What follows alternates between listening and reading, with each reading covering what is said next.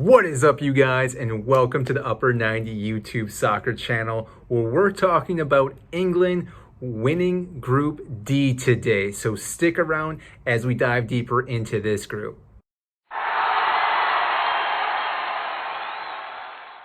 For those that don't know who I am, my name is Mike. I'm here talking about the Euros, especially talking about England. If you are new to this channel, make sure to like and subscribe down below.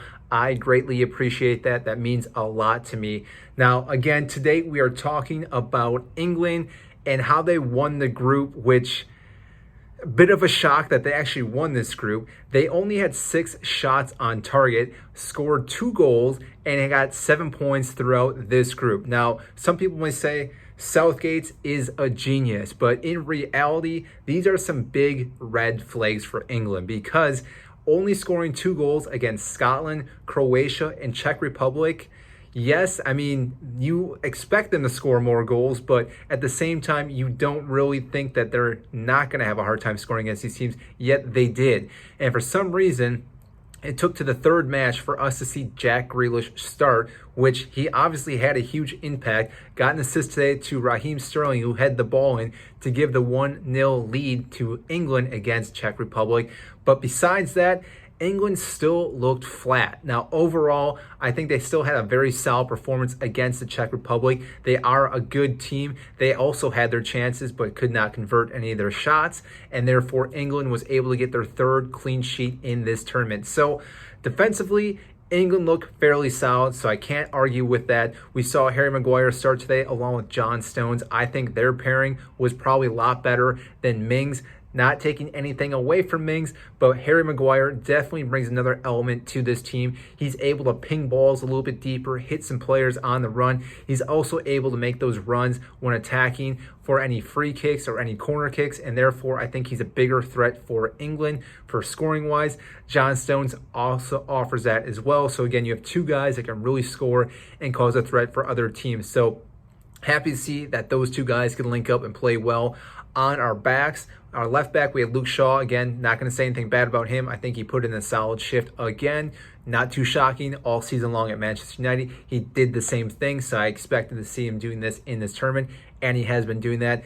And on that right side, Kyle Walker, again, I think he's been doing really good as well. It's hard to say if Reece James would have done better or Trippier, but again, I can't fault Walker in that side as well. So the back 4 along with Pickford, again, top notch to all those players. I think they did great. The issue is, though, in that midfield along with possibly Harry Kane, but I think it's more the midfield itself, because what they're doing is just pinging back and forth. They're not looking up forward, they're not looking back, they're not looking to the sides.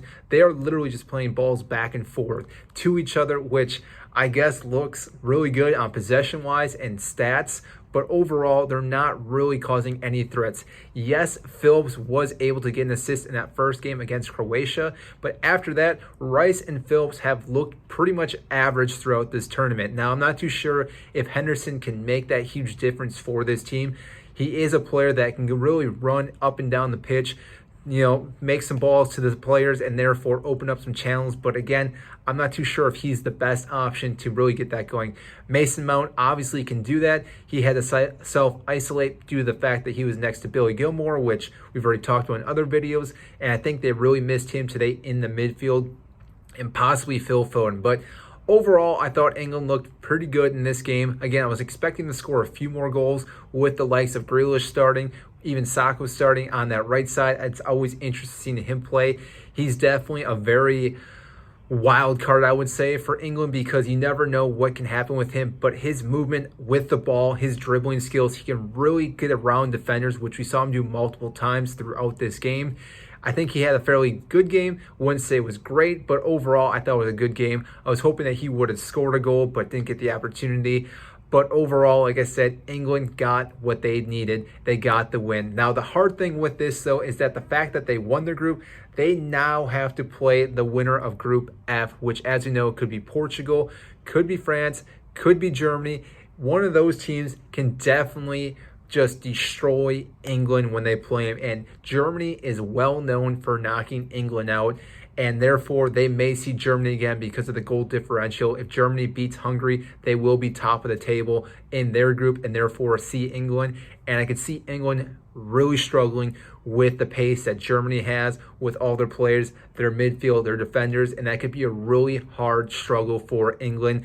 Now, obviously, this is all speculations because Germany could still draw, they could lose, and they may play France, which, same thing, France could easily steamroll England, so you never know what can happen. But again, England did win the group today, and even surprising is Croatia took second in this group. I thought for sure the Czech Republic was going to be able to take second, but somehow Croatia mustered up a massive win against Scotland and actually took second in the group, which I can't say much about Croatia, but they are really a solid team. They are scrappy. They can grind games out, and they seem to just keep showing up in tournaments over and over again. And really, we shouldn't be surprised by that anymore. Modric, again, had a phenomenal goal. Seems like every tournament he scores at least one banger of a goal, and he definitely scored one today. So tip my hat off to them. I thought they played great throughout this tournament. I'm really looking forward to see how far they can run into this tournament because they could also go fairly far in this tournament. So that's all I have for you today on England winning this group stage. Again, I'm really shocked how they won this with only scoring 2 goals, but again, having 3 games with clean sheets. That's the big takeaway that I think Gareth Southgate's going to take from this. But they definitely need to work up top because scoring only 2 goals in 3 games isn't really going to cut it. I mean, obviously, we saw Portugal win it with not scoring too many games or scoring too many goals and winning too many games and got to the final and then won it against France. So, I mean, it could happen for England, but I just don't see it. They definitely need to focus more on scoring. So, like I said, that's all I have for you today. Make sure to like and subscribe down below. Again, I greatly appreciate that, and we'll see you next time.